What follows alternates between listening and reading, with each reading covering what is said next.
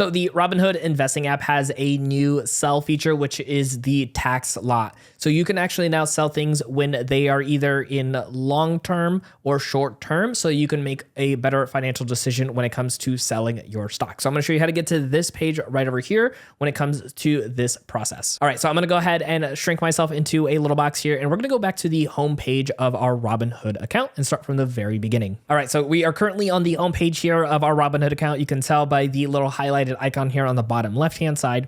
And the way to get to the tax lot page that we are at, first and foremost, we want to go ahead and scroll down to our stocks that we actually have a hold on already. You can see we have a couple different holdings here. We're going to go into our SoFi example here.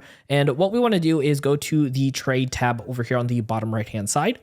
And from here, we're going to go ahead and click on sell like we would normally do to sell a stock. And now from here, what we want to do is actually go ahead and look at the very top right. This might say dollars, or it might have a different name over here. But if you go ahead and just toggle in this top right section, you're going to see it right over here. And it does have it as new. It says sell in tax lot. So this is allowing you to be able to sell based on your purchase date and your cost. So we're going to click on this. And from here, it's going to set it up as a limit, and then the total dollar amount that you want to have that limit price at.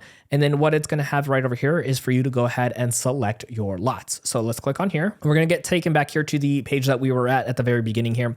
And you can see the S right over here, and that's for the things that are in short term, which means it's been on hold for under a year. And then the L is obviously the long holds, so anything beyond a year. So something like this one right over here, as of recording, is going to be hitting the 1 year very shortly, so we can make a better financial decision to be able to sell those. Now, if we don't want to sell anything in our short and only the longs, we can go ahead and just checkbox the ones that are going to be the ones we want to sell. Now, one thing you want to note, the fractional shares can't be actually sold as a limit order. They have to be as a market order. So if you are wanting to sell just whole shares, you have to make sure that it is one whole share and no actual fractional shares. So as an example over here, you can see that this is going to be the 0.199 down here at the very bottom. So this would actually have to be switched over to a market sale. So I'm just going to close this off for just 1 second. And then right over here on the limit, we can go ahead and switch over to market. And this, again, we can now click over here and choose the ones with all the fractional options as well to be able to go through. So something like this one over here on the 29th of April, that is exactly 200 shares. We can do a limit sale on that one.